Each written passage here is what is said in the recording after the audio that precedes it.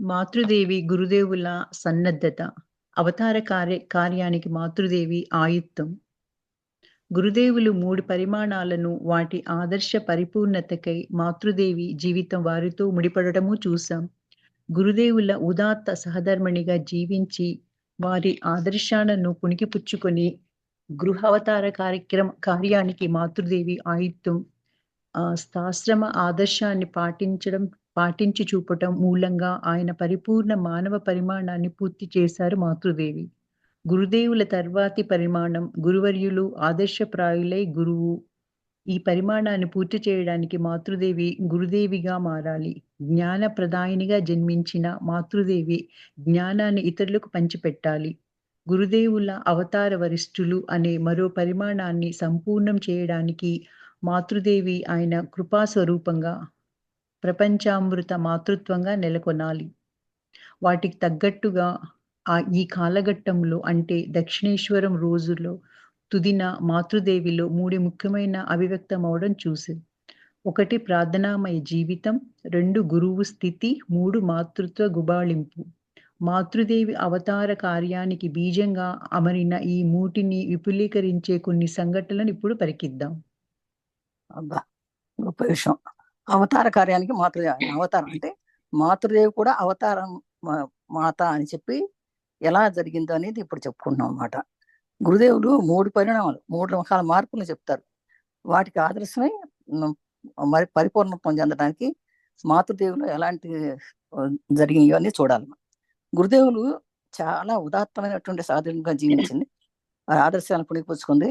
గృహావతారం కార్యానికి మాతృదేవి అంటే గురుదేవులు ఎలా చెప్తే అలా గురుదేవులకు సహధర్మచారిణిగా ఉంది. మళ్ళీ గృహానికి కూడా కావాల్సినటువంటి కార్యాలు ఆమె చేసేది. అది కూడా చాలా ఆదర్శంగా, అంటే అందరూ చూసి నేర్చుకోవాలన్నట్టుగా ఉండేది. అలాగే కాకుండా ఆశ్రమానికి కూడా, గురుదేవులు ఉండే ఆశ్రమానికి కూడా ఆశ్రమ ధర్మాలను కూడా పాటించేది. దానివల్ల ఈమె నిజంగా పరిపూర్ణమైనటువంటి మానవ ప్రాణాలను పూర్తి చేశారనే విషయం తెలుస్తుంది మాతృదేవి. అయితే గురుదేవుల తర్వాత కూడా అదే మార్పు చేశారు ఆవిడ. గురుదేవులు లేకపోయినా కూడా గురుదేవులు ఉన్నట్టుగానే భావించి ఆయన ఆదర్శంగా తయారు చేసిన గురువు అయిందనమాట. అట్లా ఈ మార్పును చేయడానికి మాతృదేవి చాలా ఎంత గురుదేవిగా మారాలి, ఎంత జ్ఞానప్రదాయన అయితేనే ఇలా చేయగలుగుతుంది. ఆమె నిజంగానే పుట్టిన దగ్గర నుంచి ఆమె జ్ఞానప్రదాయని. అలా ఉన్నవిడ కాబట్టిగా ఆ మాతృదేవి తనకున్న జ్ఞానాన్ని ఇతరులకు పంచిపెట్టాలి. అంటే జ్ఞానాన్ని మనలోనే ఉంచుకోకూడదు కదా, జ్ఞానాన్ని ఎప్పుడు కూడా పంచిపెట్టాలి. ఎంత పంచితే అంత పెంచబడుతుంది పత్రికారు ఎప్పుడు చెప్తారు. అలాగే ఈ మాతృదేవి కూడా ఆ జ్ఞానాన్ని ఇతరులకు పంచిపెట్టాలి. అప్పుడే ఈ గురుదేవుల యొక్క అవతారం వరిష్ఠుడు అనే సంగతి మనకు తెలుస్తుంది. ఎందుకంటే గురుదేవులతో కలిసి ఆమె ఎంత జ్ఞానం పొందిందో, అసలే జ్ఞానవంతురాలు. ఆమె జ్ఞానమే కాకుండా గురుదేవుల వద్దకు వచ్చి కూడా ఎంతో జ్ఞానాన్ని పొంది ఇంకా ఎక్కువ మార్పులు చేసుకుని సంపూర్ణ మాతృదేవిగా ఉన్నారు ఆవిడ. ఆ మాతృదేవ తత్వం, ఆ కృపాస్వరూపం, ఆ దయాస్వరూపం ప్రపంచానికి అంతా తెలియాలి. ఆ ప్రపంచానికి తెలిసేటట్టుగా వారికి తగ్గట్టుగా వాళ్ళ కాలఘట్టంలో ఆ రోజుల్లో ఆ దక్షిణేశ్వరం ప్లేస్ లో కలకటాల్లో ఉంటది. అది కలకటాల దాని ఆ మాతృదేవతో 3 ముఖ్యమైన విషయాలు చూస్తాం ఇక్కడి నుంచేట. ఏంటంటే, 1 ప్రార్థనామయ జీవితం, ఏ విధంగా ప్రార్థన చేయాలి అని చెప్పేది. ఇంకోటి గురువు స్థితి, గురువు యొక్క ప్రాముఖ్యత ఏంటి. అలాగే మాతృత్వ గుబాలి, మాతృదేవి అవతారాన్ని కార్యంగా బీజం అమర్చిన ఈ 3ని కూడా మనం ఇక్కడ కింద నేర్చుకుంటాం అన్నమాట. ప్రార్థనామయ జీవితం. మాతృదేవి జీవితాన్ని నిరంతరం ప్రార్థనగా గావించింది నివేదిత. గురుదేవులలాగే మాతృదేవి అన్నింటినీ భగవంతుని సహాయాన్ని యాచించారు. గురుదేవులు అనేక విషయాలలో మాతృదేవిని సంప్రదించేవారని చూశాం. ఆయన అడిగిన వెంటనే మాతృదేవి తన అభిప్రాయం చెప్పేవారు కారు. మాతృదేవి కాస్త అవకాశం ఇవ్వండి, కాసేపు తర్వాత చెప్తాను అనేవారు. అందుకు గురుదేవులు అదేమిటి, ఇప్పుడే ఎందుకు చెప్పకూడదు, ఎవరితో కలిసి ఆలోచిస్తావు అంటూ అడిగేవారు. అప్పుడు కూడా మాతృదేవి క్షమించండి, నేను కాస్త ఆలోచించి ఆ విషయంగా మీతో మాట్లాడతానని చెప్పేవారు. తర్వాత తిన్నగా నహబత్తుకు వచ్చి దేవితో, అమ్మ నేనేమి చెప్పాలో దయచేసి వెల్లడించు తల్లి అంటూ మనస్ఫూర్తిగా ప్రార్థించేవారు. ప్రార్థన మూలంగా పొందిన జవాబుని గురుదేవులతో చెప్పేవారు. భగవంతుడే సత్యం అన్న మాతృదేవి విశ్వాసానికి ఇది తార్కాణం.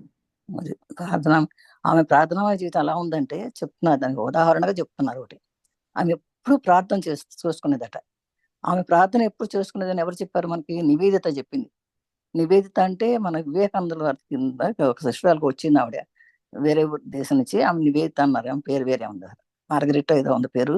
మన తెలుగులో ఈయన నివేదిత అని పేరు పెట్టారు. ఆమె చెప్పింది అట్లా గురుదేవులాగానే మాతృదేవి అన్నింటిలో భగవంతుడు సహాయాన్ని యాచించి, గురుదేవులు కూడా ఏది కావాలన్నా మాతృదేవిని అడిగేవారు. అలాగే మాతృదేవిని అడిగినప్పుడు ఈ గురుదేవులు అనేక విషయాలు మాతృని శారదమ్మాయిని అడిగినప్పుడు కొన్నిసార్లు అంటే అడిగిన వెంటనే సమాధానం చెప్పేది, కొన్నిసార్లు చెప్పేది కాదు. నేను తర్వాత నాకు కొంచెం అవకాశం ఇవ్వండి, నేను తర్వాత చెప్తాను అనేది. ఏంటి ఎందుకు చెప్పవు, తర్వాత చెప్పడం ఏంటి, నువ్వు ఎవరితో సంపాదించాలి అనేవారట. అయినా సరే ఆవిడ చెప్పేది లేదు లేదు ఇప్పుడు ఎప్పుడు ఎందుకు చెప్పకూడదు అంటే, నేను లేదు నేను కొంచెం ఆలోచించుకోవాలి, నేను తర్వాతే చెప్తాను అని, క్షమించండి నాకు కాస్త టైం కావాలి అని ఆవిడ అడిగేదట. ఆ తర్వాత చెప్పేది. అప్పుడు ఎప్పుడైతే నేను అడిగింది మీకు తెలియలేదు వెంటనే, ఈ వెంటనే ఆ సహబత్ అంటే అక్కడ మ్యూజిక్స్ అలా అమ్మవారు ఉంటారు, అమ్మవారి దగ్గరికి కాళీమాత అక్కడికి వచ్చి, అమ్మ నేనేం చెప్పాలో తెలియలేదు నాకు, గురువుగారు ఇలా అడుగుతున్నారు, నేనేం చెప్పాలో తెలియట్లేదు అని మనస్ఫూర్తిగా ప్రార్థించేదట. నీ ప్రార్థన వల్ల ఆమెకి ఏం జవాబు దొరికితే ఆ జవాబు తీసుకెళ్ళి ఆ గురువుగారు అడిగిన ప్రశ్న సమాధానం చెప్పేదట. అందుకంటే ఆమెకి అంత విశ్వాసం ఉండేది అనమాట. గురుస్థితి కాలక్రమంలో పారమార్థిక జిజ్ఞాస కలిగిన పలువురు యువకులు గురుదేవుల వద్దకు రాసాగారు. వారిలో చాలా మంది అప్పుడప్పుడే దక్షిణేశ్వరంలో ఉండి రాత్రి సమయాల్లో కూడా ధ్యాన జపాదులు అనుష్ఠించసాగారు. రాత్రుల్లో ఎక్కువగా ఆహారం తీసుకోవడం సాధన జీవితానికి అవరోధమని గురుదేవులు వారి వారి వారి శక్తి తగ్గట్లు ఇన్ని చపాతీలే రాత్రులే తినాలని నియమం పెట్టారు. ఒకరోజు ఆయన బాబూరాంతో "నువ్వు రాత్రిపూట ఎన్ని చపాతీలు తింటావు" అని అడిగారు. "ఐదో, ఆరో" అన్నాడు బాబూరాం. "చాలా ఎక్కువ. ఎందుకు అన్ని తింటున్నావు" అని మళ్ళీ అడిగారు. అందుకు బాబూరాం మాతృదేవి పెట్టినట్లే తింటున్నట్లు చెప్పాడు. వెంటనే నవబత్తుకు వెళ్లారు గురుదేవులు. మాతృదేవిని పిలిచి ఇలా వారందరికీ మితం లేకుండా ఆహారమిస్తే వారి ఆధ్యాత్మిక జీవితానికి అవరోధం కలుగుతుందని నిలదీశారు. అందుకు మాతృదేవి, "2 చపాతీలు ఎక్కువ తిన్నాడని ఎందుకు ఇంతగా కలత చెందుతారు? ఈ విషయానికి మీరు ఇంత ప్రాధాన్యత ఇవ్వకండి. వారందరి బాగోగులు నేను చూసుకుంటానన్నారు" గంభీరంగా. Very good. గురుస్థితి ఎలా ఉంటుందో చూడండి. గురువు గారు ఎప్పుడు చూస్తుంటారు, అందరినీ చూస్తారట. కాలక్రమంలో ఈ పారమార్థిక జిజ్ఞాస కలిగిన పలువురు గురుదేవులు కదిలితే, అంటే ఆధ్యాత్మిక కోసం చెప్పి వచ్చారంటే, వస్తే చాలా మంది అప్పుడప్పుడు దర్శనాసనం ఉండిపోయేవారు. రాత్రి సమయాల్లో కూడా ఉండేవారు, ఈ ధ్యానం చేసుకుంటా జపం చేసుకుంటా అక్కడే ఉండిపోయారట. రాత్రులు ఎక్కువ ఆహారం తీసుకోకూడదని చెప్తుండారు. ఎందుకంటే రాత్రిపూట సాధన చేసేవాడు రాత్రిపూట ఎక్కువ ఆహారం, చాలా తక్కువ ఆహారం తీసుకుంటాం. ఈవెన్ మనమైనా సరే రాత్రిపూట తక్కువ ఆహారం తీసుకుంటే మంచిది, ధ్యానం చేసుకునే వాళ్ళకి ముఖ్యంగా. ఎందుకంటే ధ్యాన శక్తి కావాలంటే మనం కొంచెం ఎక్కువ మెలకుగా ఉండాలంటే ఎక్కువ తింటే ఎక్కువ నిద్రపోతాం. అలా కాకుండా అలాగే చపాతీలే తినాలి అనే నియమం పెట్టారట. అందుకని చపాతీలు అయితే కాస్త తక్కువ తింటారు అనుకున్నారేమో. అయితే ఒకరోజు బాబురావు అనే టైంతో చెప్పాడు, "ఎన్ని చపాతీలు తింటావు" అంటే, "ఐదో ఆరో తింటాను" అన్నాడట. అయితే అంత చాలా ఎక్కువ, ఎందుకని తింటున్నావు అని మళ్ళీ అడిగారు. అందుకు బాబు మాత్రం మాకు పెడుతుంది, నేను తింటున్నాను అంటున్నాడు. అంటే ఆయన దగ్గరికి వెళ్ళి అమ్మని పిలిచి, "ఎందుకు ఇంత మితం లేకుండా అంత ఆహారం పెడుతున్నావు, 2 చపాతీలు" అని కోప్పడ్డారు. అందుకే ఎందుకు 2 చపాతీలు ఎక్కువ తింటే దానికి ఎంత, మీరు ఎంత చెప్తున్నారు, నాకు అవసరం లేదు, దానికి ఇంత ప్రాధాన్యం ఇవ్వకండి, అలాంటి వాళ్ళందరికీ బాగోగులు నేను చూసుకుంటానులే అని చెప్పేసి చాలా గంభీరంగా అన్నారట శారదామాయి. ఇక్కడ జవాబు చెప్పిన వారిని, ప్రశ్న అడిగిన వారిని గురించి కాస్త ఆలోచించి చూడాలి. చెప్పిన వారు మాతృదేవి, గురుదేవులను తమ జీవిత సర్వస్వంగా స్వీకరించినవారు. ఏ మేరకు తమ శక్తిని, గురువు స్థితిని ఎరిగి ఉంటే ఈశ్వర కోటులుగా గురుదేవులే సూచించిన బాబూరాం లాంటి వారు ఆధ్యాత్మిక బాగోగులను తాను చూసుకుంటానని గురుదేవులతో చెప్పగలుగుతారు. ఇక ఆ ప్రశ్న అడిగిన వారు అంటే గురుదేవులు. ఎవరు ఏది చెప్పినా అట్లే స్వీకరించేవారు కారు గురుదేవులు. మాతృదేవి వారి బాగోగులను చూసుకోగలుగుతారని గ్రహించినందువలనే ఆ మాటలను అలాగే తీసుకొని మరొక మాట చెప్పకుండా అక్కడ నుండి వెళ్ళిపోయారు. అది ఇక్కడ జవాబు చెప్పిన వారిని, ప్రశ్న అడిగిన వారిని గురించి కాస్త ఇక్కడ ఆలోచించాలంటే, ప్రశ్న అడిగిందేమో గురుదేవుడు, జవాబు చెప్పిందేమో మాతృదేవి. అందుకని గురుదేవులు తన జీవిత సర్వస్వం స్వీకరించిన వారు. ఎట్లా అంటే గురువు స్థితి తెలుసు, గురువు ఎలా ఉంటాడో తెలుసు. గురువు లాంటి వాడే మన బాబురావు గురించి ఇంత బాగా అడుగుతుంటే ఆమె చెప్తుంటే, ఆ ప్రశ్నకి ఎందుకు మీరు అంత గొడవ చేస్తారు, నేను చూసుకుంటాను అని చెప్పిన తర్వాత కూడా ఆమె మీద నమ్మకంతో గురుదేవులు కూడా ఇంకేం మాట్లాడలేదు, వెళ్ళిపోయారు అక్కడి నుంచి. కానీ ఎందుకు నేను చెప్పినట్టు నువ్వు తక్కువ ఇంకా ఏమీ తర్కించుకోకుండా నేను చూసుకుంటాను అనగానే, ఓహో అమ్మకు తెలుసులే అని చెప్పేసి ఆయన కూడా ఊరుకున్నారు అనమాట, ఇంకా తర్కించుకోకుండా. అంటే గురుదేవుల స్థితి అమ్మకు తెలుసు, అమ్మ స్థితి గురుదేవులకు తెలుసు అని ఇక్కడ చెప్పుకోవడం. మాతృత్వపు శోభ. కాలాంతరంలో భక్తుడొకడు మాతృదేవితో గురుదేవుల నిర్యాణాంతరం ఆమె ఎలా జీవించగలిగారని అడిగాడు. అందుకు మాతృదేవి, సమస్తాన్ని స్వరూపంగా గావించారు గురుదేవులు. ఆ మాతృత్వాన్ని జగత్తుకు చాటి చెప్పడానికే నన్ను వదిలి వెళ్లారు అని అన్నారు. జగత్తునే ఆకట్టుకుని మంచివాడు, చెడ్డవారనే భావం లేకుండా అందరినీ ఆదుకుని ఆ మాతృత్వ అభివ్యక్తతను దక్షిణేశ్వర రోజుల్లోనే మాతృదేవి జీవితంలో మనం చూసాం. కాతృదేవి అంటే ఈ మాతృదేవి ఎలా శోభకెక్కింది అంటే ఎలా పేరు తెచ్చుకుందంటే, కాలాంతరంలో అలా జరుగుతున్న టైంలోనే భక్తుడు ఇప్పుడు మాతృదేవిని అంటే గురుదేవులు నిర్యాణాంతరం అంటే ఆయన దేహం వదిలిపెట్టిన తర్వాత ఆమె ఎలా జీవించారు అంటే, అందుకే మాతృదేవి చెప్తున్నారు, సమస్తాన్ని ఆత్మస్వరూపంగా గాంచారు ఆయన. అంటే మొత్తం ఏం జరిగినా కూడా అది ఆత్మ ద్వారా గ్రహించారు ఆయన. మనం అంతే శరీరంగా చూస్తాం, కానీ ఆత్మ ద్వారా చూసిన వాళ్ళకి ఏ బాధ ఉండదు. ఆమె అట్లాగే అదే మాతృత్వాన్ని జగత్తుకు చాటి చెప్పుకుని నన్ను వదిలి వెళ్ళారు. నేను మాత అని చెప్పేసి ఈ జగత్తుకు చాటి వెళ్ళాలని చెప్పి ఆయన వెళ్ళిపోయారు అని అన్నాడు. ఈ జగత్తుకు ఆకట్టుకునేవాడు మంచివాడు. మంచివాడు చెడ్డవాడు అనే భేదభావం లేదు అసలు అందరికీ. అందరూ మాతృత్వ స్వభావం కలిగిన వాళ్ళే. అందుకనే ఆ ఈ మాతృత్వం దక్షిణేశ్వర రోజులన్నీ మాతృదేవి అలా చూశారు మనందరినీ. ఎందుకంటే మరి అందరూ కూడా ఆమెని మాత అనేవారు. శారదామాయి అయితే మాత అనేవారు అనమాట అందరూ కూడా. అంటే అది ఆమె ఒక్కడికి మాత కాదు, ఆమె పిల్లలు లేరు, అయినా కూడా అందరికీ మాత అయిపోయింది, విశ్వానికే మాత అయిపోయింది ఆమె. ఆమె జీవితమే ఒక ఉదాహరణ ప్రతి ఒక్కరికి కూడా. మాత అనే దానికి మాతృత్వం చూపించినటువంటి గొప్ప వ్యక్తి శారదామాయి. కొంతకాలంగా ఒక వృద్ధ స్త్రీ నహవత్తుకు అప్పుడప్పుడు వచ్చి గంటల పర్యంతం మాతృదేవితో మాట్లాడేది. గతంలో ఆమె అపవిత్రత జీవితం గడిపింది. అందువల్ల ఆ స్త్రీతో కలిసిమెలిసి ఉండడం మంచిది కాదని గురుదేవులు మాతృదేవిని హెచ్చరించారు.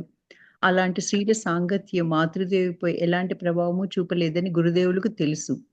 ఇతర భక్తురాండ్రు ఆమెతో సాంగత్యం పెట్టుకోవచ్చనే భావనతో గురుదేవులు ఇలా వారించి ఉండొచ్చు. కానీ అమ్మ అని సంబోధిస్తూ తన వద్దకు వచ్చే ఆ స్త్రీని రావద్దని చెప్పడానికి ఆమె మాతృహృదయం తటపటాయించింది. అందువల్ల గురుదేవులు వారించిన ఆ వృద్ధురాలు వచ్చినప్పుడు ప్రేమతో ఆహ్వానించి ఆప్యాయంగా మాట్లాడి తినడానికి, ఇంటికి తీసుకువెళ్ళడానికి ఏదో ఇచ్చి పంపేవారు. గురుదేవులు ఇదంతా చూసి ఆ తర్వాత మాతృదేవితో ఏమీ చెప్పలేదు. భక్తుల చిన్న తప్పిదాన్ని కూడా సహించేవారు కారు గురుదేవులు. అలాంటి వారు మాతృదేవి ఈ పనిని చూసి కూడా ఊరుకున్నందుకు కారణం మాతృదేవి మనోస్థితి ప్రగాఢతను తెలుసుకోవడము. చూడండి, ఆవిడకి మాతృదేవి సంగతి బాగా తెలుసు గురుదేవులు. అలాగే కొంతకాలం ఒక వృద్ధ స్త్రీ వచ్చేదంట అప్పుడప్పుడు ఆమె దగ్గరికి. ఆ ఉన్న ప్లేస్కి వచ్చి మాతృదేవితో మాట్లాడేది.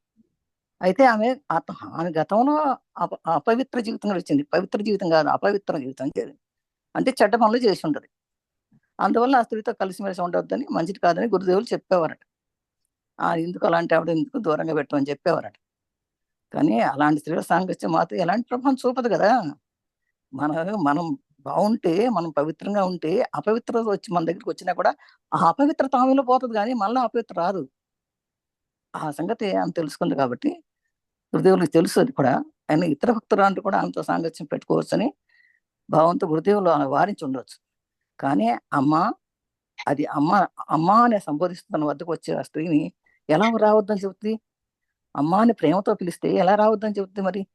కానీ ఆమె మాతృదేవి ఒప్పుకోలేదు దానికి. రావద్దు అని చెప్పడానికి ఒప్పుకోలేదు. అందువల్ల గురుదేవులు చెప్పినా కూడా ఆమె ఆ వృద్ధురాలు వచ్చినప్పుడు ప్రేమతో ఆహ్వానించేది, ఆప్యాయంగా మాట్లాడేది, తినడానికి పెట్టేది, మళ్ళీ ఇంటికి తీసుకెళ్ళడానికి కూడా పెట్టి పంపించేదారు. ఇదంతా చూసిన గురుదేవులు మాతృదేవితో ఏమీ చెప్పలే. భక్తులు చిన్న తప్పు చేసినా కూడా సహించేవారు కాదు గురుదేవులు. అలాంటి వాళ్ళు మాతృదేవి తను చెప్పినా వినకపోయినా కూడా తను ఊరుకున్నట్టు ఏమి చేయలేందుకు కూడా మాతృదేవిని ఆవిడ యొక్క మనోస్థితి ఎంత బాగా ఉందో అనేది తెలుసుకోండి. అంటే ఆమె మనస్సు చాలా ప్రగాఢమైనటువంటి ప్రేమతో ఉంది. అందుకని ఎలాంటి వారు తనతో మాట్లాడినా మా అమ్మకి ఏమి కాదు. అమ్మకి ఏమీ కాదు కాదు, అలాంటి వాళ్ళు కూడా మాట్లాడితే వాళ్ళ పవిత్రత ఇంకా తిరిగి వస్తున్నారు అనే సంగతి తెలుసుకున్నారు గురుదేవులు అన్నమాట. మరొక సంఘటన చూద్దాం. ఒకసారి గురుదేవుల భక్తులకి ఎవరికీ పరిచయం లేని ఒక కొత్త స్త్రీ గురుదేవులను చూడడానికి అప్పుడప్పుడు రాసాగింది. చూడడానికి పిచ్చిదానిలా కనబడింది. కానీ ఆ తర్వాతే ఆమె మధుర భావాన్ని అనుసరించే భక్తురాలని తెలియవచ్చింది. ఒకరోజు ఆమె గురుదేవులు ఏకాంతంగా ఉన్నప్పుడు ఆయనను సమీపించి తన పరిస్థితిని వివరించి ఆయనే తన నాయకునిగా స్వీకరించడానికి అనుమతి కోరింది. అంతే.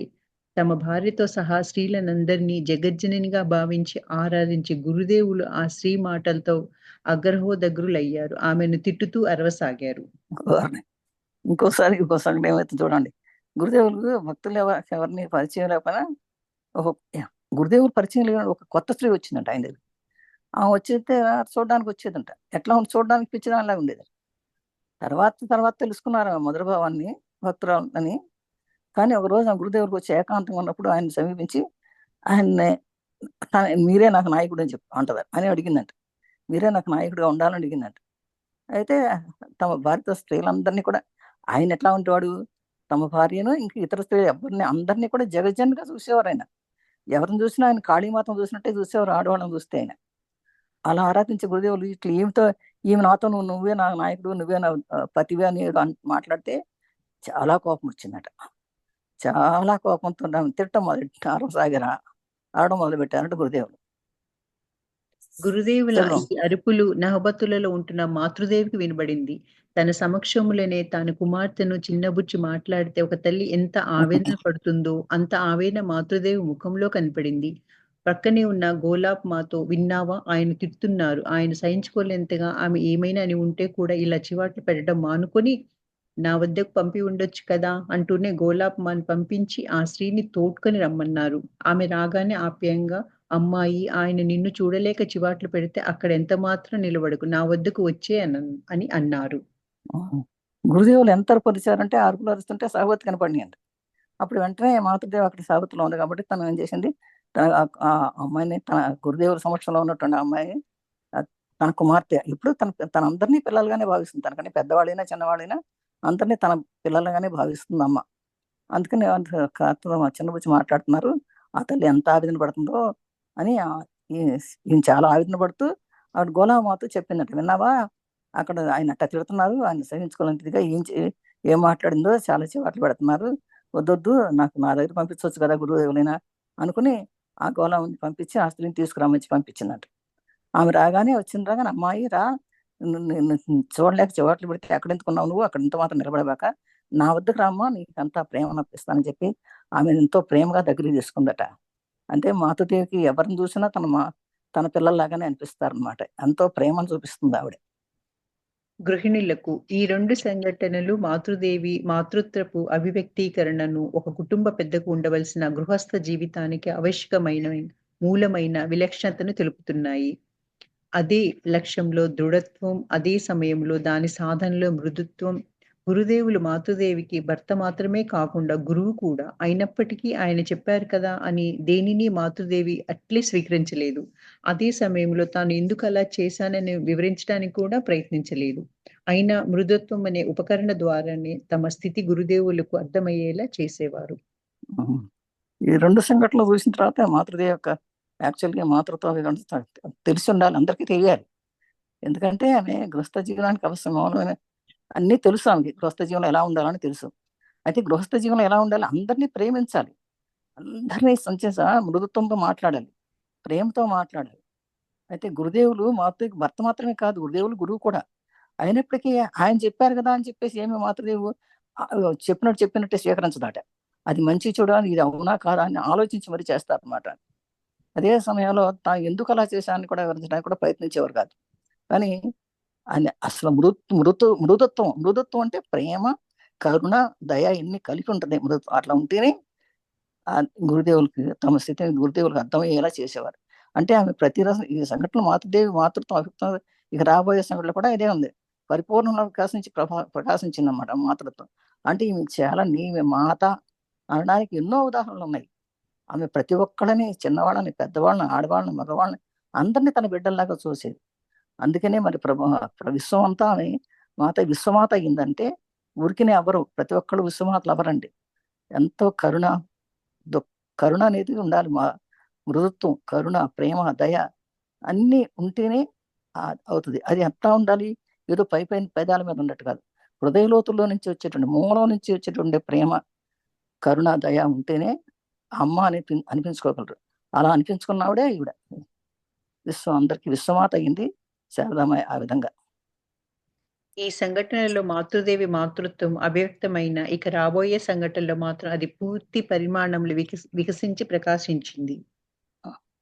అమ్మ అని పిలిస్తే ఒకసారి మాతృదేవి ఆహారం పట్టుకొని నహబత్తు నుండి గురుదేవుల గదికి వెళ్తున్నారు. దారిలో హఠాత్తుగా ఒక స్త్రీ ఆమెకు ఎదురుపడి, అమ్మ, గురుదేవులకు ఆహారం పట్టుకెళ్లే భాగ్యాన్ని ఈ ఒక్కరోజు నాకు ప్రసాదించండి అంటూ ఆతురతతో అడిగింది. అమ్మ అనే మాట విన్న మరుక్షణం మాతృదేవి మనస్సు ద్రవించిపోయింది. అంతే, మారు ఆలోచన లేకుండా ఆహార పళ్ళాన్ని ఆమె చేతికిచ్చి తమతో తీసుకెళ్లారు. ఆ స్త్రీ ఆహార పళ్ళాన్ని గురుదేవుల గదిలో ఉంచి బయటకు వెళ్ళిపోగానే మాతృదేవి గురుదేవులకే ఆహారం వడ్డించి విసురుతూ పక్కన నిలబడ్డారు. ఒకసారి మాతృదేవి ఆహారం తీసుకెళ్తున్నాడు. అవతల నుంచి గురుదేవులకు రోజు ఆహారం తీసుకెళ్తుంటే ఒక రోజు కామ కనిపించి, అమ్మ, ఈ రోజు నేను గురుదేవులకు ఆహారం పట్టుకెళ్ళి బాధ్యత నాకు ఇవ్వమ్మా అని అడిగిందంట. అంటే నాకు ప్రసాదించండి అమ్మా అని అడిగితే వెంటనే ఏం ఆలోచించకుండా, అయ్యి గురుదేవులు నేను తీసుకెళ్ళాలి కానీ నువ్వేంటి తీసుకెళ్ళటం అనలా ఆవిడ. వెంటనే ఆ పళ్ళెం ఆమె చేతికి ఇచ్చేసి ఆమెతో పాటు వచ్చింది. అంటే ఆమెకి సంతోషం కలగాలి కదా మరి, ఇచ్చింది. ఆమె తీసుకెళ్ళి చక్కగా గురుదేవుల ముందు పెట్టింది. పెట్టగానే ఇక ఆమె వెళ్ళిపోయింది. కానీ ఆమె చక్కగా ఆహారం వడ్డించి విసురుతూ పక్కన నిలబడిందట. ఎవరో స్త్రీ ఆహారం తీసుకువచ్చి పెట్టడం గమనించిన గురుదేవులు మాతృదేవితో, ఆ స్త్రీ యోగ్యురాలు కాదని నీకు తెలియదా? ఆమెను తాకిన ఆహారాన్ని నేను ఎలా తీసుకోగలను అని అడిగారు. అందుకు మాతృదేవి, మీ పరిస్థితి నాకు తెలుసు, కానీ నేనేం చేయగలను? దయచేసి ఈ రోజు మాత్రం నా కోసం ఆహారం తినండి అంటూ బ్రతిమలాడారు. అందుకు గురుదేవులు, సరే, కానీ నా కోసం తీసుకువచ్చే ఆహారాన్ని ఎవరంటే వారి చేతికి ఇవ్వను అని వాగ్దానం చేయి అన్నారు. గురుదేవులు అలా చెప్పగానే వెంటనే మాతృదేవి తన చేతిలోని విసనకర్రను కింద ఉంచి 2 చేతులు జోడించి, నన్ను క్షమించండి, అది మాత్రం నేను చేయలేను. సాధ్యమైనంత దాకా ఎవరికీ ఇవ్వకుండా నేనే తీసుకురావడానికి ప్రయత్నం చేస్తాను. నన్ను అమ్మా అంటూ పిలుస్తూ ఎవరైనా ఏదైనా అడిగితే నేను కాదనలేను. అంతేకాకుండా మీరు నాకు మాత్రమే కాకుండా అందరికీ గురుదేవులే కదా అని అన్నారు. మాతృదేవి ఈ సమాధానం ఉట్టిపడిన మాతృత్వపు అభివ్యక్తీకరణను గురుదేవులు స్పష్టంగా గుర్తించారు. బహుశా ఇదే ఆయన ఎదురుచూసి ఉంటారు. కుపుత్రుడై ఉండవచ్చు, కానీ కుమార్తె అసంభవం కదా! మంచి చెడ్డవాడు అంటూ తారతమ్యం పాటించకుండా కన్నబిడ్డలాగా చూడడం ఉన్నతోన్నత స్థితి కదా! మాతృదేవి ఈ మాతృ ప్రేమ అభివ్యక్తీకరణ నుండి ఒక ముఖ్యమైన ప్రేమ పరిమాణ అనుష్ఠాన వైశిష్టాన్ని చూడగలుగుతున్నాం. అబ్బా! ఇది చాలా గొప్ప విషయం అమ్మా. ఇది నిజం కూడా. ఎంతో ఆహారం తీసుకొచ్చి పెట్టగలరు అని గమనించినట్టు గురుదేవులు మహత్తు నాకు ఎవరు ఏంటి ఆ స్త్రీతో నాకు పంపించావు? ఆమె యోగ్యురాలు కాదు. అంత ఆహారం ఆమె ముట్టుకున్నటువంటి ఆహారం నేను తిన్నాను, నేను ఎట్లా తీసుకుంటాను అని అడిగారు. చూడండి, గురుదేవులకి మాతృమూర్తికి ఎంత డిఫరెన్స్ ఉందో అనేది ఇక్కడ. అది అంటే మనకు తెలియడానికి, ఆయనకి లేదు నిజంగా, కానీ మనకు తెలియడానికి చూపిస్తున్నారు. అందుకు మాతృదేవి అందట, మీ పరిస్థితి నాకు తెలుసు, కానీ నేనేం చేయగలను? దయచేసి ఈ రోజు మాత్రం నా కోసం ఆహారం తినండి అంటూ బ్రతిమలాడు. అందరు గురుదేవులు అప్పుడు గురుదేవులు సరే అన్నారు. కానీ నా కోసం తీసుకొచ్చే ఆహారం ఎవరంటే వారి చేతికి ఇవ్వాలని వాగ్దానం చేయని అన్నారట గురుదేవులు. అంటే వెంటనే మనమైతే సరే అంటాం. గురుదేవులు ఏమన్నారు? వెంటనే చెప్పి నా చేతులు మసనకరణ కింద పడేసి 2 చేతులు జోడించి అందట నమస్కారం పెట్టి, నన్ను క్షమించండి, అది నేను చేయలేను. చూడండి, ఇక్కడ బాగా అర్థం చేసుకోండి. మనం నేను ఆ విషయం చేయలేనది. ఎందుకంటే సాధ్యమైనంత వరకు ఎవరికి ఇవ్వకుండా నేనే తీసుకుందామని ప్రయత్నం చేస్తాను. కానీ నన్ను అమ్మ అంటూ ఎవరైనా వచ్చారనుకోండి, వాళ్ళు ఏమైనా అడిగితే నేను ఇవ్వకుండా ఉండలేను. అంతేకాకుండా మీరు నాకు మాత్రమే కాకుండా మరి అందరికీ గురుదేవులే కదా మీరు. నాకు స్వార్థం కదా, నాకు ఒకరికే గురువులు కాదు మీరు అందరికీ గురుదేవులే కదా. మరి అందరికీ గురుదేవులు మరి శిష్యులందరికీ ఉంటుంది కదా, మీకు పెట్టాలని అందరికీ ఉంటుంది కదా మరి. అందుకని నేను విడిచికెళ్తాను అంటే నేను ఆ మాటకు నేను వద్దని నేను అనలేను అనేసరికల్లా నిజంగా కూడా ఈ మాటలో గురుదేవులు ఆమెను పరీక్షిస్తున్నారు. ఆ మాతృత్వం ఎంత ఉందో అనేది, మాతృత్వ ప్రేమ అనేది ఎంత ఉందో అనేది, ఆమెలో ఉన్నటువంటి మాతృత్వపు అభివ్యక్త కాస్త చూసి, ఆ స్పష్టతను చూసి గుర్తుపెట్టి ఆయన ఎంతో ఆనందించారు. ఆయన కూడా బహుశా ఇలాగే వస్తుంది, ఇలాగే చెబుతుందని ఎదురు చూసుంటారు బహుశా. ఎందుకంటే ప్రపంచంలో అసలు కుపుత్రుడు ఉండొచ్చు, అంటే చెడ్డ పుత్రుడు చెడ్డ పొడు కొడుకు ఉండొచ్చు, కానీ చెడ్డ తల్లి ఉండదట. ఎవరు కూడా తల్లి అనేవాడు ఎవరు బిడ్డలను చూస్తే బిడ్డలను నాశనం చేసే తల్లులు ఉండరు. అందుకని కుపుత్రుడు ఉండొచ్చు, అంటే చెడ్డ పుత్రుడు ఉండొచ్చు, కానీ చెడ్డ మాట ఉండదు అసలు అని శంకరాచార్యులు కూడా చాలా పెద్ద శ్లోకం రాశారండి అది. అలా అది మంచివాడు చెడ్డవాడు అంటూ తారతమ్యాలు పాటించకుండా కన్నబిడ్డలా చూడటమే తల్లి. తల్లికి 10 మంది పిల్లలు ఉన్నా కూడా 10 మందిని సమానంగా చూస్తుంది తల్లి, కానీ ఒకరిని తక్కువ ఒకరిని ఎక్కువ చూడదు. అందుకని అది మాతృత్వంలోనే ఉంటుంది. అదంతా కూడా మాతృత్వంలో దాగి ఉంది ఆ ప్రేమ అంతా కూడా. ఆ ప్రేమను తెలుసుకోవటం మనకు కష్టం, కానీ నిజంగా అలాంటి ప్రేమ ఉంటే అలాంటి మాతలందరూ కూడా విశ్వమాతలే అవుతారు. అందులో ఈ శారదామాయి ఒకరని చెప్పుకోవడానికి నిదర్శనం అనమాట ఇలా చెప్పుకోవడం. ప్రేమ చదవండి. ప్రేమ ఒక అద్భుత పరిమాణం. కామం, ప్రేమ, భగవంతుడు ఈ మూడు మానవ జీవితంలో విడదీయజాలక పెనవేసుకున్నవి. దురదృష్టవశాత్తు వీటిలా తప్పుగా అర్థం చేసుకున్నవి మరేవీ లేవు. ఈ మూడింటిని వాటికి తగిన స్థానాన్ని ఇచ్చే వ్యక్తి జీవితం తరిస్తుంది. అలా చేయని వ్యక్తి జీవితం రణరంగం అవుతుంది. కామం అంటే ఏమిటో గ్రహించి దానిని జయించినంత దాకా నిజమైన ప్రేమ అంటే ఏమిటో అవగతం చేసుకోలేం. నిజమైన ప్రేమను అర్థం చేసుకొని దానిని భగవంతుని పట్ల నిలిపేదాకా ఆయనను సాక్షాత్కరించుకోవటం అసంభవం. అసంభవం. ఉమ్. ప్రేమ అనేదండి, అసలు ప్రేమకి కొలతలు లేవు. ప్రేమ అనేది అనంతమైనగా ఉంటది. ఇంత అని చెప్పలేము. అది అద్భుతమైనట్టు మార్పు అనమాట మనలో. ఆ ప్రేమ అనేది ఉంటే మనకి ఇంకేం అవసరంలా. ఆ ప్రేమ మనకు లేదు. మనకి ప్రపంచంలో కామం, ప్రేమ, భగవంతుడు ఈ మూడు మనకి విడదీయలేనట్టు. కామం అంటే కోరిక. ఆ కోరిక ఎలా ఉండాలి? నువ్వు ఆలోచించిన బట్టి చూడాలి. నీ ఆలోచన బట్టి ఉండాలి ఆ కామం. ధర్మబద్ధమైనటువంటి ప్రేమ అయినటువంటి కామం ఉండాలి. ఇంకా ప్రేమ అంటే బాండ్, ఇంకా ప్రేమ అనే దానికి మనం విడదీయలేము. ప్రతి ఒక్కరిని, ప్రతి జీవిని, సృష్టిలో ఉన్న ప్రతి జీవిని ప్రేమ అనేది ప్రేమించడం అనేది నేర్చుకోవాలి. ఆ ప్రేమ మనసులో నుంచి ఉప్పొంగాలి. నీ అనాహత చక్రం ఉంటుంది గుండె దగ్గర, ఆ అనాహత చక్రం ప్రేమతో ఉప్పొంగాలి. అలాగే ఆ ప్రేమ ద్వారానే భగవంతుని తెలుసుకుంటాం. ఇప్పుడు ఎంతో మంది భక్తులందరూ కూడా ప్రేమ ద్వారా భగవంతుని పొందారు. అలా ఈ మూడింటిని మనం మన జీవితంలో ఉంటాయి విడదీసుకోలేము. మూడు ఉండాలి, కానీ వీటిని తప్పుగా, దురదృష్టవశాత్తు వీటిని తప్పుగా అర్థం చేసుకుంటే ఇక వాళ్ళ జీవితం వ్యర్థం అనుకోవాలి. వాటికి ఈ మూడింటిని మనం పెనవేసుకుని ఉంటే మన జీవితంలో అనమాట. నిజమైన ప్రేమ ఏంటో తెలుసుకోవాలి. నిజమైన ప్రేమ చేసుకుని దాన్ని భగవంతుని పట్ల ఉంటే ఆయన ఆయన సాక్షాత్కోవడం అసంభవం ఏం కాదు.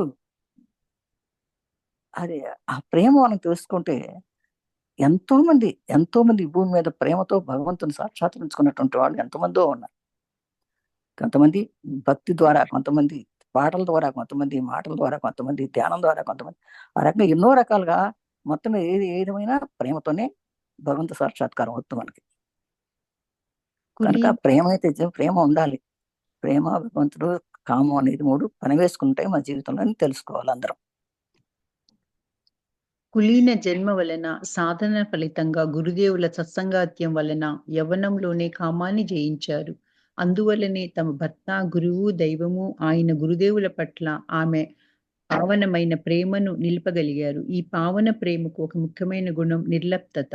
ఒక వస్తువు మీద ఆసక్తి పెంచుకుంటే దానిని తాను మాత్రమే ఉంచుకోవాలనే భావన కలుగుతుంది. కానీ ప్రేమ అలాంటిది కాదు.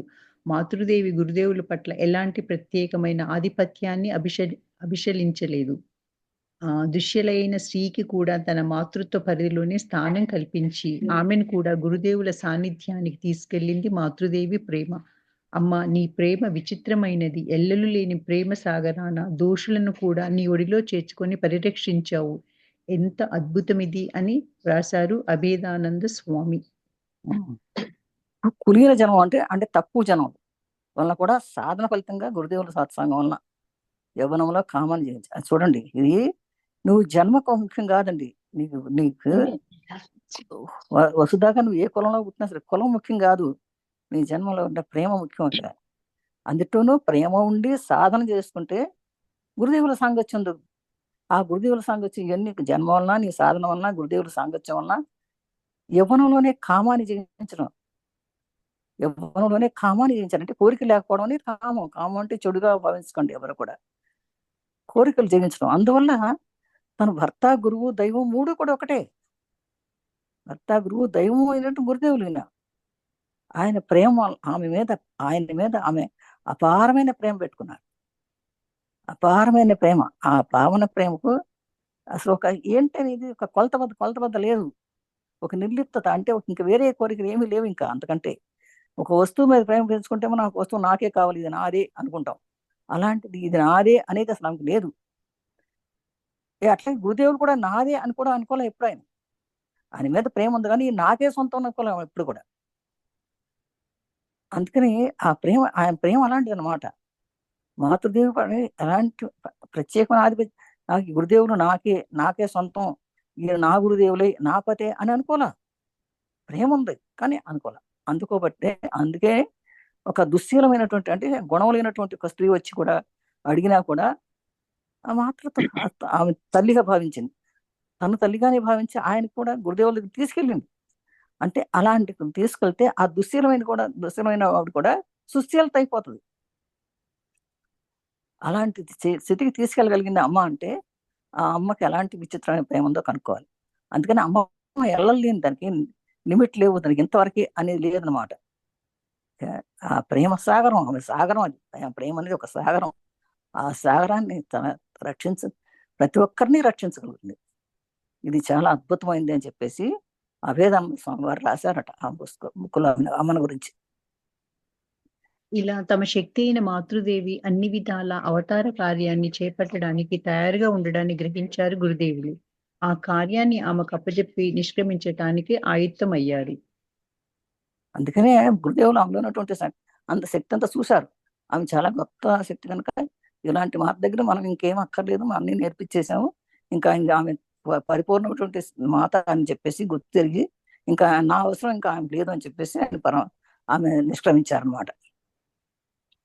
గురుదేవుల ఆయత్తత. సుఖం వస్తే దుఃఖం కూడా దాని వెంబడే వస్తుంది. ఇదే నియమం. ఈ చక్రభ్రమణం నుండి ఎవరూ తప్పించుకోలేరు. అందువల్లనే జ్ఞానులు సుఖదుఖాలు రెండింటినీ త్యజించి వాటికి అతీతమైన స్థితిని చేరుకోవడానికి ప్రయత్నిస్తారు.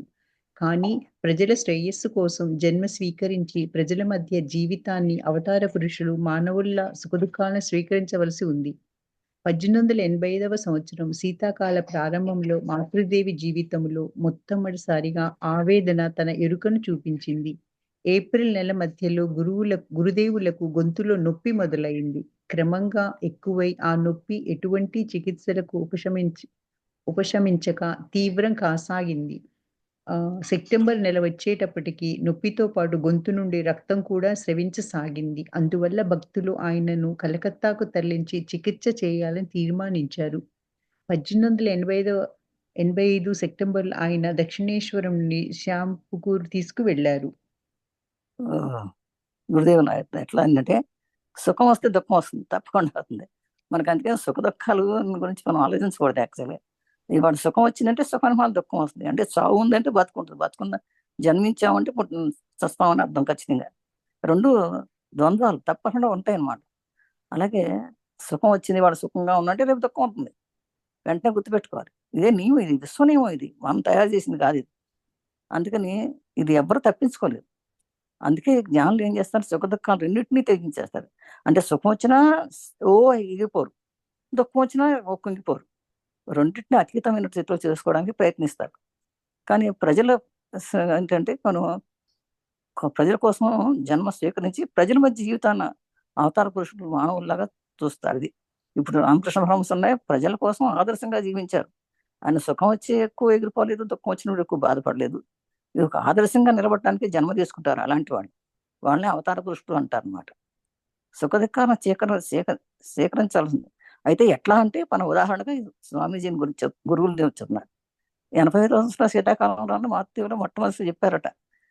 ఏమని, ఏప్రిల్ మధ్యలో గురుదేవులు కొంచెం గొంతు నొప్పింది. అది క్రమంగా ఎక్కువైపోయింది. ఎట్లా ఎక్కువైపోయిందంటే ఏ చికిత్స చేసినా దానికి ఉపశమనం లేకుండా అయిపోయింది. ఇక సెప్టెంబర్ వచ్చేటప్పటికి నొప్పితో పాటు గుండె నుంచి రక్తం కూడా రావడం మొదలెట్టింది. అందుకు అయ్యో లేదు లేదు గురుదేవులకి ఇలా ఉంటే ఎలాగా అని చెప్పి దానికి చికిత్స చేయించాలి, కలకత్తా తీసుకెళ్ళాలి. అది కలకత్తా పక్కనే లేండి, దగ్గరికి తీసుకెళ్ళాలి అనుకున్నారు. ఆయన దక్షిణేశ్వరం నుంచి షాంపూర్కి తీసుకెళ్ళడం జరిగిందట. గోలాబ్ మా అసమంజస పలుకులు. గురుదేవుల వ్యాధిని గురించి మనస్సులో ఎంతో బాధపడుతూ మాతృదేవి శోకామూర్తిగా దక్షిణేశ్వరంలో ఒంటరిగా ఉండిపోయారు.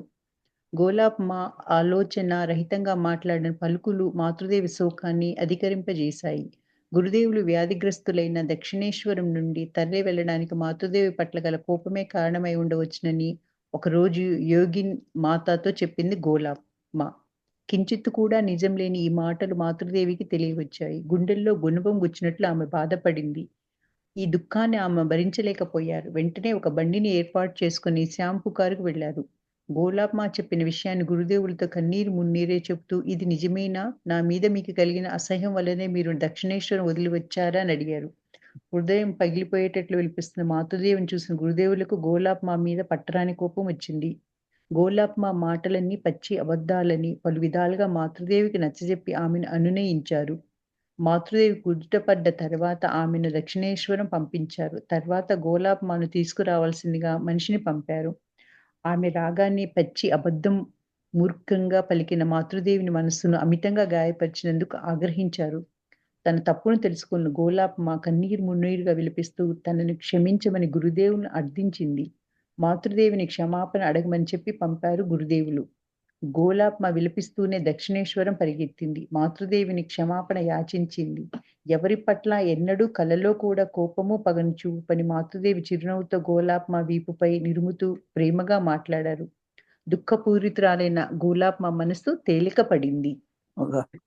చూడండి, కానీ ఇది జరిగి ఉండకూడదు. యాక్చువల్గా గోలామ ఏదో ఏదో ఇష్టం వచ్చినట్టు మాట్లాడతారు, ప్రజలు ఏదో మాట్లాడతారు, దానికోసం అమ్మవారికి అంత అంత కోపం రావడం ఏంటో మరి. మాతృదేవి అయినా కూడా చాలా బాధపడింది, అంత నిజం అనుకుంది. నిజం అనుకోకూడదు, ఆయనకు తెలుసు కదా గురుదేవుల సంగతి ఏంటో తెలిసి మరి మాతృదేవి అంత స్థితిలో ఉండి కూడా మరి ఇంత బాధపడిందట ఆమె అన్నందుకు. ఎందుకంటే నీతో ఆలోచన రహితంగా మాట్లాడింది, ఆ మాటలే మీకు శోకాన్ని తెచ్చినాయి అంట. గురుదేవుడు వ్యాధిగ్రస్తే దక్షిణేశ్వరం నుంచి తరలి వెళ్ళడానికి నువ్వే కారణం అయ్యి అంటావు అని చెప్పిందట. అంటే అది అది నీ మాత్రం నిజం లేదని తెలుసు, అందరికీ తెలుసు, అయినా గుండెల్లో గుణపం వచ్చినట్టు ఆమె బాధపడింది. ఆ దుఃఖాన్ని ఆపుకోలేక ఆమె వెంటనే బండి తిప్పించుకుని ఆయనకి ఆ దగ్గరికి వెళ్ళిపోయింది. గురుదేవుల దగ్గరికి వెళ్ళిపోయి గురుదేవులతో ఏడ్చేసి, ఇది నిజమేనా, మీరు అందుకేనా నా మీద కోపంతో అసహ్యంతో వెళ్ళిపోయారా మీరు నా దక్షిణేశ్వరం నుంచి అని చెప్పి అడిగింది. అని ఊరికి ఇష్టం వచ్చినట్టు గుండె పగిలిట్టు ఏడ్చింది. కానీ ఆ గురుదేవులకు తెలుసు కదా ఆమె పట్ల కోపం వచ్చి, ఆమె ఎవరు నీకు చెప్పింది మాటలు, అవన్నీ అబద్ధాలు, అవన్నీ అబద్ధాల మాట ఎందుకంటావు అని ఆమె చెప్పేసి అనునయించి ఆమెకి కోపడి పంపించేశారు. మళ్ళీ దక్షిణేశ్వరం పంపించేశారు. ఆ తర్వాత మళ్ళీ అబద్ధాలు వెలికినటువంటి ఈ అమ్మాయిని పిలిపించి తిట్టారు, కాఫరేశారు, అయిపోయింది. ఆమె కూడా నన్ను క్షమించమంటే, లేదు లేదు నేను కాదు క్షమించేది, నేను క్షమించింది అమ్మాయిన, అమ్మ దగ్గరికి వెళ్ళి క్షమాపణ కోరకమంటే ఆమె మళ్ళీ పరిగెత్తుకుని మాత్రం అడిగితే ఆమె ఏమీ అందో, చక్కగా వీపు మీద చేసి ఓకే అని హురుకుంది ఆమె. అప్పుడు ఆమె కూడా తేలిక పడిపోయిందంట. అమ్మ అంటే అది. శ్యాంపుకూరులో గురుదేవుల సేవలు. గురుదేవులు శ్యాంపుకూరుకు వెళ్ళిన తర్వాత మాతృదేవి ఎక్కువ రోజులు దక్షిణేశ్వరంలో ఉండలేదు. గురుదేవులను కలకత్తా తీసుకువెళ్లి చికిత్స ప్రారంభించినప్పుడు ఆయనకు ఆవశ్యకమైన పద్యాహారం తయారు చేయడానికి, వేళకు సరిగ్గా ఆయనకు ఆహారం ఇవ్వడానికి మాతృదేవి సహాయం ఎంతో అవసరమైంది. కానీ శ్యాంపుకూరులో గురుదేవులు బస చేసే అద్దె ఇంట్లో స్త్రీలు ఉండడానికి ప్రత్యేకంగా గదులేవీ లేవు. ఇంటి నిండా భక్తులు ఎప్పుడూ ఉండేవారు. స్వతహాగా లజ్జా స్వరూపిణైన మాతృదేవి ఇలాంటి పరిస్థితులు అక్కడ బస చేయడానికి సమ్మతిస్తారా అని భక్తులు సందిగ్ధంలో పడ్డారు. ఈ విషయంగా గురుదేవుని సంప్రదించినప్పుడు ఆమె ఇక్కడికి వచ్చి ఉండగలుగుతుందా? ఆమెను అడిగి చూడండి. పరిస్థితులను చక్కగా అర్థం చేసుకున్న తర్వాత ఆమె ఇక్కడికి వచ్చి ఉండడానికి ఇష్టపడితే రమ్మనండి అన్నారు. దక్షిణేశ్వరానికి మాతృదేవి వద్దకు మనిషిని పంపారు. ఎట్లయినా శాంపుకూరు తీసుకొచ్చారు గురుదేవుని దక్షిణేశ్వరం నుంచి. దక్షిణేశ్వరంలో ఈమె ఒక్కటే ఉండిపోయింది. అయితే శివచ్చ ఆమె దగ్గర ఉంటే బాగుంది, పద్యవతి పెట్టడానికి బాగుంటుంది కదా, పక్కనే ఉంటే బాగుంటుంది. కానీ గది ఆయన ఉండే గది దగ్గర ఆడవాళ్ళు వెళ్ళేటట్టుగా లేదట గది. ఆ రోజుల్లో నిజంగా కలకటా చాలా ఇరుకైన ప్రదేశం, చిన్న చిన్న గదులు, చిన్న చిన్న ఓల్డ్ కలకటా చూస్తే ఇప్పటికీ అట్టగి ఉంటుంది. అయితే స్వతహాగా చాలా లజ్జాసురుడు ఏంటంటే ఇలాంటి పరిస్థితులు ఇక్కడ ఉండగలుగుతుందా లేదా అని భక్తులు అనుకుంటున్నారు. ఆ విధంగా గురుదేవులు కూడా అనుకున్నారు, ఆమె ఉండగలుగుతాం, అడగండి, వారు రాగలిగితే రమ్మండి, లేకపోతే లేదు అని అన్నారు ఆయన కూడా. అలాగే రమ్మని పంపించారట.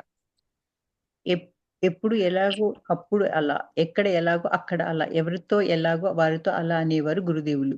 దేశకాల పరిస్థితులకు అనుగుణంగా జీవించడం నేర్చుకోవాలి. ఇలా జీవించడం సాధ్యపడకపోతే ప్రశాంతత తాను పొందడము, జీవిత లక్ష్యాన్ని చేరుకోవడం అసంభవమవుతుంది. లజ్జ అనే చొరబడలేని తెర వెనుక మాతృదేవి ఎల్లప్పుడూ ఉన్న గురుదేవులు ఈ ఉపదేశానుసారం తన జీవితాన్ని అమర్చుకోగల పాఠాన్ని ఆమె నేర్చుకున్నారు. అందువల్ల తమ ఇబ్బందులను గురించి కాస్త కూడా పట్టించుకోకుండా శ్యాంపుకూరుకు వచ్చి సంతోషంతో ఈ బాధ్యతను స్వీకరించారు. అది ఎప్పుడు ఎలా ఉండాలో అలా తెలుసు ఆమెకి. ఎందుకు తెలియదు, ఎందుకు ఆ సిగ్గున్నా కూడా అలాంటివి ఏమీ లేవు. ఎప్పుడు ఎలా ఉండాలో అలాగే తెలుస్తుంది ఆమెకి. అయితే దేశకాల పరిస్థితులను బట్టి ఎన్నో పరిస్థితులు మారతాయి, కానీ దాన్ని బట్టి అవి నేర్చుకోవాలి కదా. అందుకని తన తన కోసమని కాకపోయినా భగవంతుడు ఆయన కోసం అని చెప్పి కూడా సిగ్గు లజ్జ అట్లాంటివన్నీ ఏమి ఉండలేకుండా ఎప్పుడు గురుదేవులు ఉపదేశానుసారం ఆ జీవితాన్ని అన్ని పాఠాలు నేర్చుకున్న అందువల్ల ఆమె ఏమీ ఇబ్బంది పడలే. ఇబ్బంది ఉన్నా ఇబ్బంది, కానీ ఆ ఇబ్బంది గురించి ఏం పట్టించుకోకుండా శ్యాంపూర్కి వచ్చేసి సంతోషంగానే గురుదేవులకు సేవ చేయడానికి ఇష్టపడి చేసుకుంటా ఉన్నారు అన్నమాట. అపరిచితులైన పురుషులు ఉంటున్న ఇంట్లో అన్ని సౌకర్యాలను సహించుకుంటూ తన బాధ్యత నెరవేర్చుకోసాగారు మాతృదేవి. అక్కడ ఒకటే స్నానాల గది ఉండేది. అందువల్ల తెల్లవారుజామున 3 గంటలకు మునిపే ఎప్పుడో లేచి కాలకృత్యాలు తీర్చుకుంటారు. తర్వాత రెండవ అంతస్తులో ఉండే మరుగైన చోటికి ఎప్పుడు వెళ్తారో ఎవరికీ తెలీదు. పగలంతా అక్కడే ఉండేవారు. గురుదేవులకు ఆవశ్యకమైన ఆహారం వండేవారు. తర్వాత వృద్ధుడైన పెద్ద గోపాల్ లేక లాటూ ద్వారా కబురు పంపేవారు. గురుదేవులు పక్కన ఉండేవారు వెళ్ళిపోయారంటే ఆమె ఆహారం కిందకి తీసుకువచ్చి ఇచ్చేవారు. లేకపోతే భక్తులు తీసుకువచ్చేవి ఇచ్చేవారు. తర్వాత మాతృదేవి కూడా ఏదో 4 మెతుకులు తిని అక్కడ విశ్రమించేవారు. అందరూ నిద్రబోయిన తర్వాత రాత్రి సుమారు 11 గంటల కిందకి దిగి వచ్చి తమకు కేటాయించిన గదిలో రాత్రి 2 గంటల దాకా నిద్రించేవారు. గురుదేవుల వ్యాధి నయమవ్వాలని ఏకైక ధ్యేయంతో ఆమె నిత్యం అలా గడిపారు. అక్కడికి నిత్యం వచ్చే వారిలో అనేకులకు అలాంటి ఒక వ్యక్తి అక్కడ ఉంటూ గురుదేవులకు ముఖ్యమైన సేవ చేస్తూ ఉండడం తెలియదు. అది అప్పుడు ఎలా ఉన్న పరిస్థితులు ఆమె వచ్చేది. ఎంతోమంది అక్కడ తనకు తెలియనటువంటి పురుషులు చాలా మంది ఉన్నారు.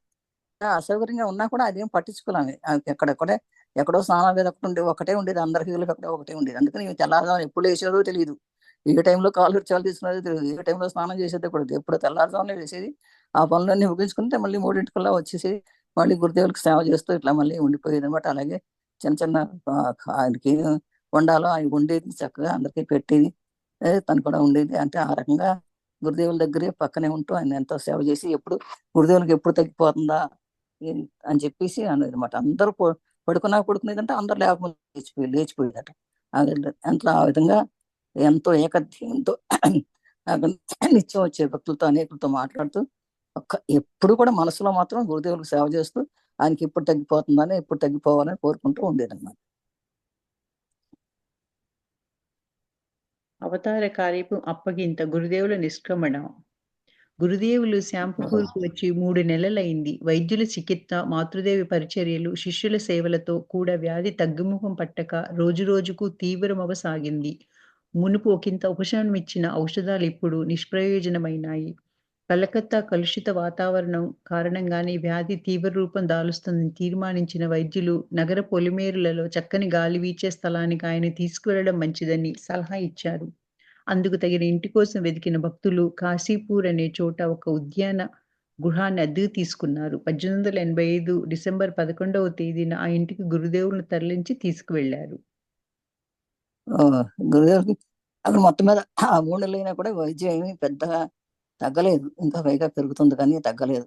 ఎంత కొంచెం కూడా ఉపశమనం ఇవ్వలేదు. అయితే మందులు వాడినా కూడా నిష్ప్రయోజనం అని చెప్పేస్తున్నారు. ఎందుకంటే దీని అంతా కారణం ఏంటంటే కలకత్తా అంటే కలుషిత వాతావరణం అని తెలిసిపోయి, అందుకని మంచి వాతావరణం ఉన్న స్థలానికి తీసుకెళ్ళడం మంచిదని సలహా ఇస్తే కాశీపూర్లో ఒక మంచి ఉద్యానం ఉన్నటువంటి తీసుకుని అక్కడ తీసుకెళ్లారట గురుదేవుల్ని. కాశీపూర్ ఉద్యాన గృహ విశాలంగా ఉంది. సంచారం లేని చోట ఉంది. ఎటువైపు చూసినా పచ్చని చెట్లు, రంగురంగుల పువ్వులు విరబూసిన చెట్లు, పసిడి పచ్చని ఆరుబయలు. దక్షిణేశ్వరంలోని కాళీమాత ఆలయంలో సహజ సౌందర్యంతో దీనిని పోల్చలేం. కానీ 4 నెలలు కలకత్తాలో గడిపిన గురుదేవులకు ఈ చోటు చాలా అందంగా కనపడింది. ఉద్యానవనం లోపల ప్రవేశించి అక్కడ వీచే గాలిని పీల్చగానే ఆయన ఉప్పొంగిపోయి చుట్టూరా చూస్తూ ఆనందంతో లోపలికి వెళ్లారు. తర్వాత మేడ మీద తమకు కేటాయించిన గదికి దక్షిణంగా ఉన్న డాబా మీదకి వెళ్లి నిలబడి తోట అందాన్ని కాసేపు చూసి ఆనందించారు. శ్యాంపుకూర్ ఇంట్లో బందీగా ఉన్నట్లు ఇక్కడ అవసరం లేదు. కనుక మునుపటిలా కాకుండా మరింత చక్కగా సేవలు చేయవచ్చని మాతృదేవి కూడా సంతోషించి ఉంటారు. వీరిద్దరూ ఆనందించడంలో శిష్యుల మనసులు కూడా ఆనందంలో ఓలలాడాయి. ఓకే. అక్కడి నుంచి కాశీపురం వచ్చిన తర్వాత కొంచెం బాగుంది. అదొక ఉద్యానవనం, ఆ నేచర్ ప్రకృతిని చూసుకుంటూ ఉండేవారు. ఇద్దరికి నచ్చింది కూడా, అమ్మవారికి ఇద్దరికి నచ్చింది. అందుకని కలకత్తాలో చాలా అందంగా ఉన్నటువంటి ప్లేస్ చూస్తూ ఆయనే ఆనందంగా ఉన్నారు. ఈయన కావాలి సరే విశాలమైన ప్లేస్ లో నేను కూడా బాగానే చేయొచ్చు, ఇంటికి సెపరేట్ బాగా చేసుకోవచ్చు అని ఆమె కూడా అనుకున్నారట. ఇద్దరు సంతోషించారు. ఇద్దరు కూడా ఆనందించడం, శిక్షుడు కూడా సంతోషించారు. భక్తులు గురుదేవుల ప్రత్యేక చికిత్సకు కావలసిన వసతులన్నింటినీ ఏర్పాటు చేశారు. విఖ్యాత వైద్యుడైన మహేంద్రలాల్ సర్కారు గురుదేవులకు చికిత్స చేయసాగాడు. యువ శిష్యులు గురుదేవులతో పాటు ఉంటూ ఆయనకు సేవలు చేస్తూ వేచి ఉండసాగారు. మాతృదేవి ఎప్పటిలా పద్యాహారం తయారు చేసే బాధ్యతను తీసుకున్నారు. పెద్ద గోపాల్ లాంటి ఒకరిద్దరు భక్తులతో మాత్రమే ఆమె కొద్దిగా మాట్లాడేవారు. పద్యాహారం మినహాయించి మరేదైనా ప్రత్యేక ఆహారం డాక్టర్లు నిర్దేశిస్తే అలాంటి ఆహారం తయారు చేసే పద్ధతిని వీరి మూలంగా తెలుసుకొని వండేవారు. వంట మాత్రమే కాకుండా ప్రతిరోజు మధ్యాహ్నానికి మునుపు సాయంత్రం అయిన కాసేపటికి గురువులకు తామే ఆహారం వడ్డించి ఆయన ఆహారం పుచ్చుకునేదాకా అక్కడే ఉండేవారు. వండడం లాంటి పనుల్లో సహకరించడానికి మాతృదేవికి సహాయంగా ఉండడానికి గురుదేవుల అన్నగారి కుమార్తె లక్ష్మిని తీసుకువచ్చారు. దక్షిణేశ్వరానికి వచ్చే కొందరు భక్తురాండ్రు కూడా అప్పుడప్పుడు ఇక్కడికి వచ్చి కొన్ని గంటల సేపు వీలుని బట్టి ఒక 2 రోజులు అక్కడే బస చేయడం కద్దు. అది ఎప్పుడా ఈ పథ్యమైనటువంటి ఆహారం, ఆయనకి ఏ ఆహారాన్ని ఆహారం పెట్టాలో అలాంటి ఆహారం తీసుకుని చక్కగా బాధ్యత వహించి చేసేవారట. అక్కడ ఇద్దరు భక్తులతో కొంచెం మాట్లాడేవారు, కానీ తర్వాత ఎక్కువ మాట్లాడేవారు కాదు. ఎక్కువ ఆయన ఆహారం వడ్డించడంలో తక్కువ దగ్గరుండి వడ్డించడం చేయటం అలా చేసేవారు. అలాగే ఇంకా ఉన్నాయి, ఆయన డాక్టర్లు ఏమైనా చెప్పినా కూడా అలాంటి ఆహారం కూడా తయారు తయారు చేసి ఆమె పెడుతూ ఆమె ఎంతో గడిపోయింది అనమాట సహకరించని. మాతృదేవికి సహాయంగా ఉండే వాళ్ళకి గురుదేవులతో వాళ్ళ అన్నగారు ఆయన కూడా తెచ్చుకొని సహాయం కోసం తెచ్చుకున్నారట. ఆ రకంగా కొంతమంది దక్షిణేశ్వర భక్తులు కూడా వచ్చి అప్పుడప్పుడు వచ్చి ఒక 2 రోజులు ఉంచి వెళ్తూ ఉండేవారు కూడా.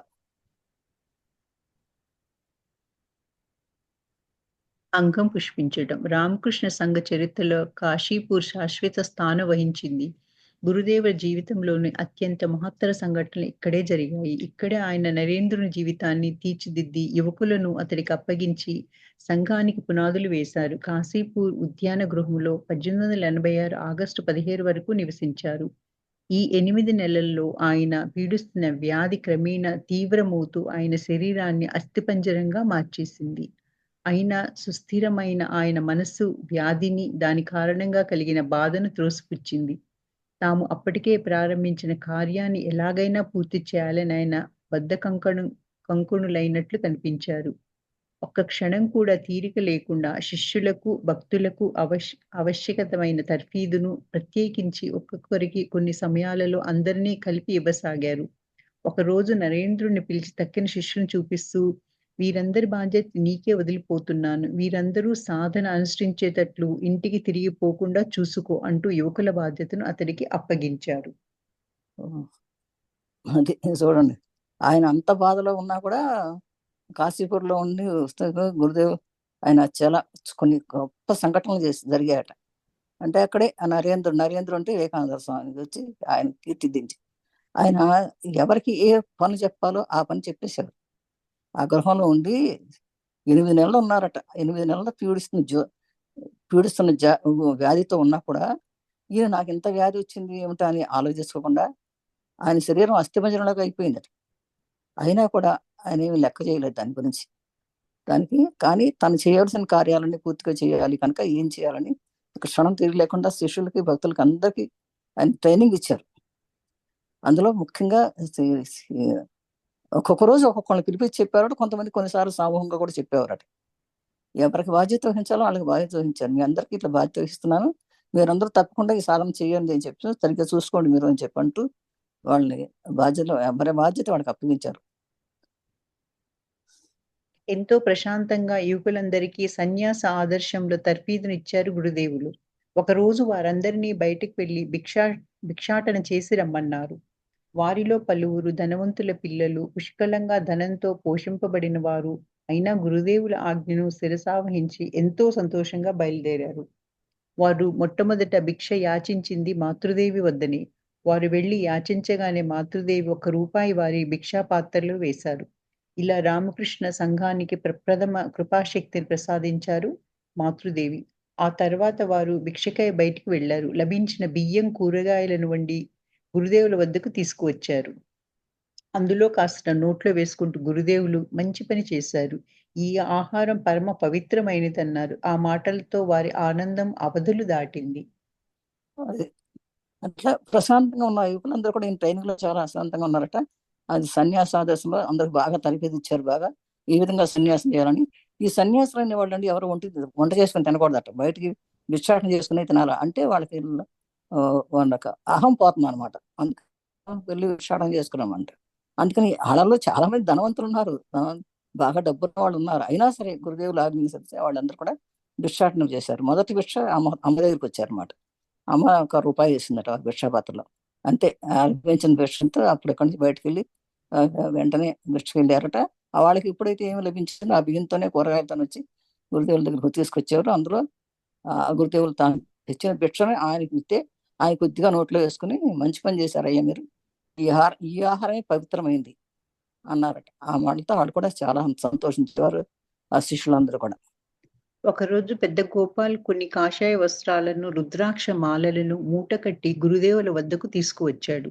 వాటిని ఉత్కృష్టులైన సన్యాసులకు పెట్టమన్నట్లు చెప్పాడు. గురుదేవులు తమ సమక్షంలో ఉంటున్న యువ శిష్యులను చూపిస్తూ, వీరికంటే శ్రేష్ఠులైన సన్యాసులు ఎవరూ ఉండరు. వీరికే వాటిని ఇవ్వు అన్నారు. పెద్ద గోపాల్ మూటను తెచ్చి గురుదేవులు ముందుంచాడు. వాటిని భక్తులైన 12 మంది యువకులకు పంచిపెట్టారు గురుదేవులు. ఒకరోజు సాయంత్రం సన్యాసులకైన అనుష్ఠానం ఒకదాన్ని ఆచరించమని చెప్తూ ఊళ్ళోకి వెళ్లి భిక్ష తీసుకురమ్మన్నారు. ఇలా రామకృష్ణ సన్యాస సంఘానికి ఆయన శ్రీకారం చుట్టారు. అంతటితో ఆయన అవతార కార్యం సమాప్తమైందా? ఎలా సాధ్యం?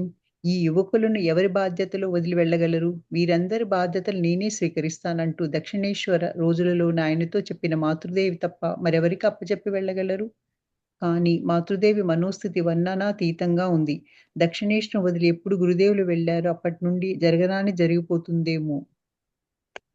అది అది కొన్ని పెద్ద గోపాలం అని ఒక శిష్యుడు ఉన్నాడు కదా, అతను కొన్ని కాషాయ వస్త్రాలు, రుద్రాక్షమాలు అన్ని మూట కట్టుకుని గురువు తీసుకొచ్చారు. వీటిని మరి ఇవ్వండి, మీరే పంచిపెట్టండి, ఎవరికైతే గొప్పవాళ్ళు ఉన్నారో, ఉత్కృష్టమైనటువంటి వాళ్ళు అసలు ఎవరు ఉన్నారో వాళ్ళకి మీరు పంచిపెట్టండి అని చెప్పారు.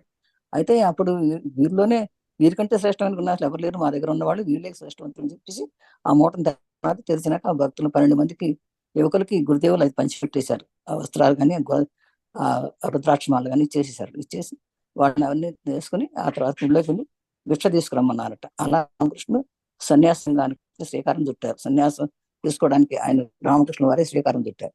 అంతటితో ఆగలేదు. అవతారం సమాప్తమైందంటే ఎలా అలా సాధ్యం కాదు. ఇంకా ఆయన కొంతమంది వెళ్ళగాలి అంటే వీరందరినీ ఒక బాధ్యత తీసుకున్నారు.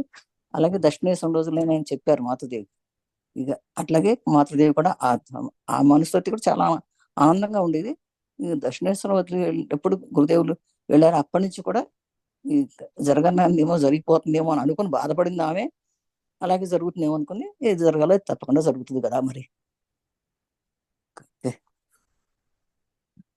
ఓకే.